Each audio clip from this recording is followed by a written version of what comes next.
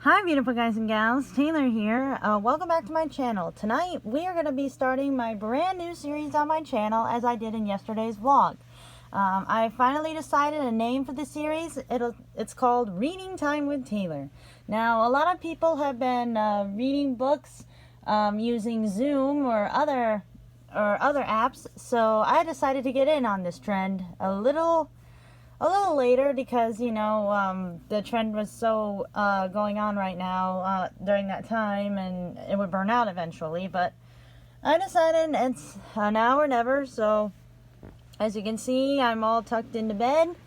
Tonight we're going to be starting with A Bad Case of Stripes. Now, just a little warning, some of the books that I read in Evie and Friends episodes will be included. So if you guys, some of you have watched the Evie and Friends series and don't want a reread of these books, click away now. But if you guys have, if some of you have not seen my Evie and Friends series, then feel free to stick around. Anyway, we are starting off with A Bad Case of Stripes by David Shannon. Let's do this. Hope you guys enjoy the series.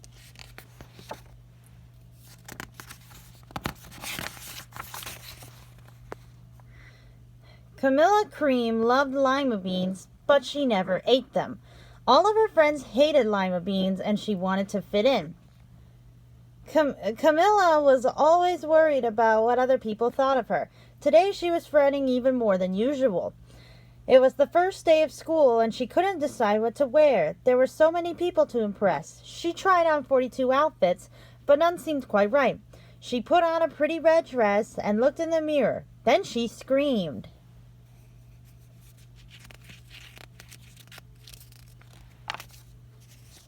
Her mother ran into the room, and she screamed too. "Oh, my heavens," she cried. "You're completely covered with stripes." This was certainly true. Camilla was striped from head to toe. She looked like a rainbow. Mrs. Cream felt Camilla's forehead. "Do you feel all right?" she asked. "I feel fine," Camilla answered, "but just look at me." "You get back in bed this instant," her mother ordered. "You're not going to school today."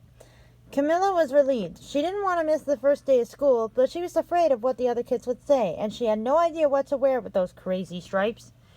Oh my goodness. I wonder how that happened. But anyway.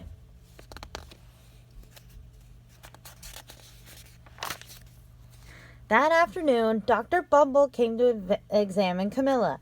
"Most extraordinary," he exclaimed. "I've never seen anything like it. Are you having any coughing, sneezing, runny nose, aches, pains, chills, hot flashes, dizziness, drowsiness, shortness of breath, or uncontrollable twitching?" "No," Camilla told him. "I feel fine." "Well then," Dr. Bumble said, turning to Mrs. Cream, "I don't see any reason why she shouldn't go to school tomorrow. Here's some ointment that should help clear up those stripes in a few days. If it doesn't, you know where to reach me." And off he went.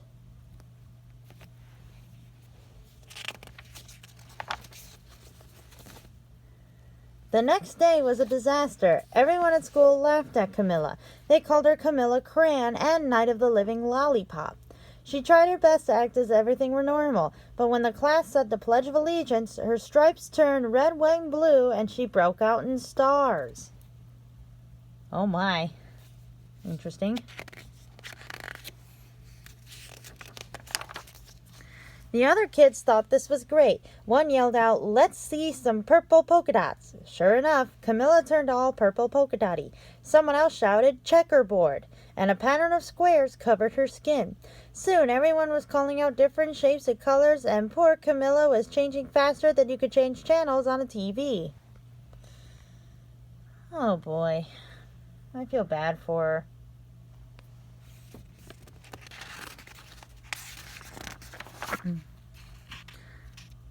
That night, Mr. Harms, the school principal, called. "I'm sorry, Mrs. Cream," he said.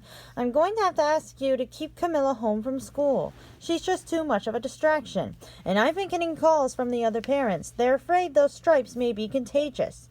Camilla was so embarrassed. She couldn't believe that 2 days ago everyone liked her. Now nobody wanted to be in the same room with her.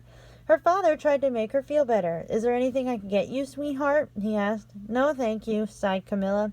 What she really wanted was a nice plate of lima beans, but she had been laughed at enough for one day.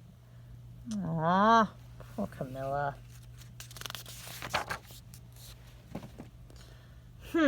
Well, yes, I see, Dr. Bumble mumbled when Mr. Cream phoned the next day. I think I better bring in the specialists. We'll be right over. About an hour later, Dr. Bumble arrived with 4 people in long white coats.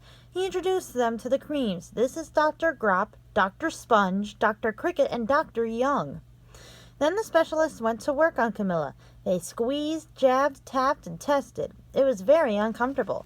Well, it's not the mumps, concluded Dr. Grop. Or the measles, said Dr. Sponge. Definitely not chickenpox, put in Dr. Cricket. Or sunburn, said Dr. Young. Try these, said the specialist. They each handed her a bottle filled with different colored pills. Take one of each before bed, said Dr. Grop. Then they filed out the front door, followed by Dr. Bumble. Oh, boy. I would not like that testing one bit.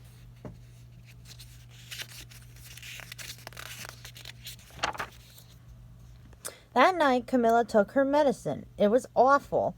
When she woke up the next morning, she did feel different, but when she got dressed, her clothes didn't fit right. She looked in the mirror, and there, staring back at her, was a giant multicolored pill with her face on it. Oh, my. Oh, dear. Now you really gotta feel bad for her. Dr. Bumble rushed over as soon as Mrs. Cream called, but this time, instead of the specialists, he brought the experts. Dr. Grout and Dr. Mellon were the finest scientific minds in the land. Once again, Camilla was poked and prodded, looked at and listened to. The experts wrote down lots of numbers, then they huddled together and whispered. Dr. Grout finally spoke.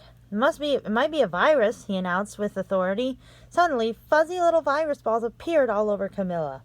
Or possibly some form of bacteria, said Mr. Mellon. Out popped squiggly little bacteria tails. Or it could be a fungus, added Dr. Grout. Instantly, Camilla was covered with different colored fungus blotches. The experts looked at Camilla, then at each other. We need to go over these numbers again back at the lab, Dr. Grout explained. We'll call you when we know something. But the experts didn't have a clue, much less a cure. Good job, experts. You just made her worse.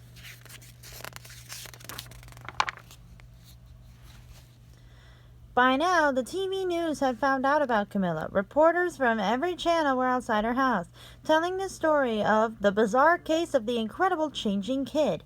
Soon, a huge crowd was camped out on the front lawn. Oh my goodness, look at all those people.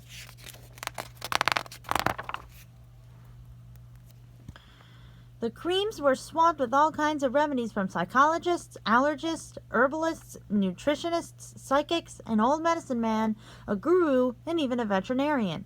Each so-called cure only added to poor Camilla's strange appearance until it was hard to recognize her.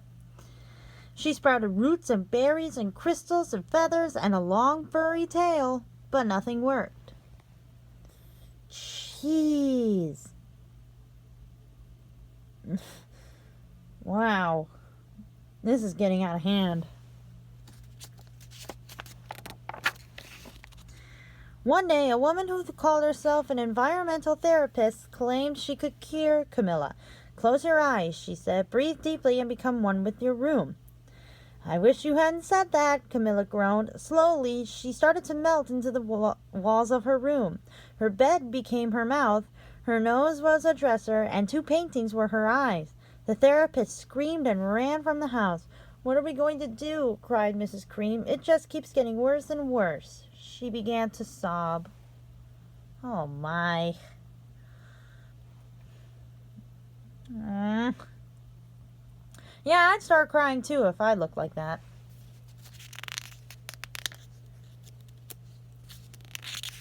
Pages got stuck, sorry. At that moment, Mr. Cream heard a quiet little knock at the front door. He opened it, and there stood an old woman who was just as plump and sweet as a strawberry. Excuse me, she said brightly, but I think I can help. Aw, what a sweet little lady.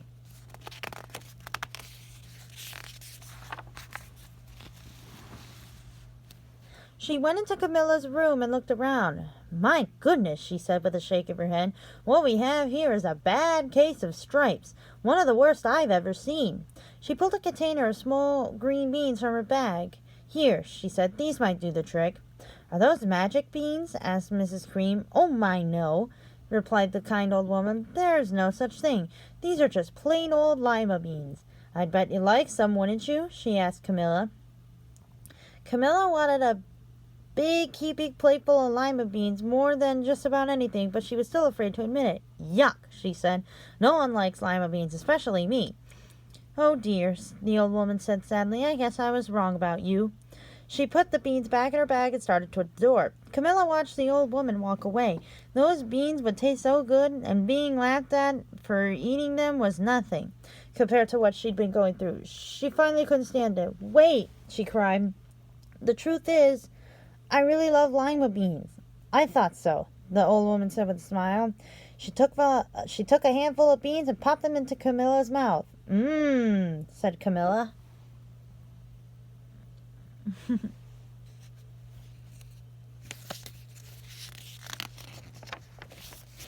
Suddenly, the branches, feathers, and squiggly tails began to disappear.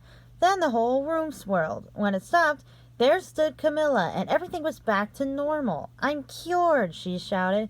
Yes, said the old woman. I knew the real you was in there somewhere. She patted Camilla on the head, then she went outside and vanished into the crowd. Hey, that's much better. Look at that.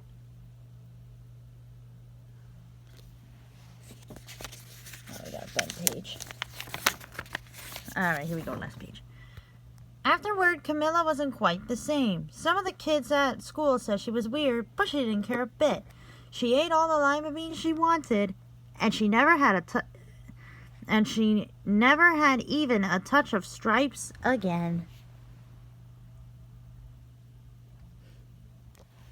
The end.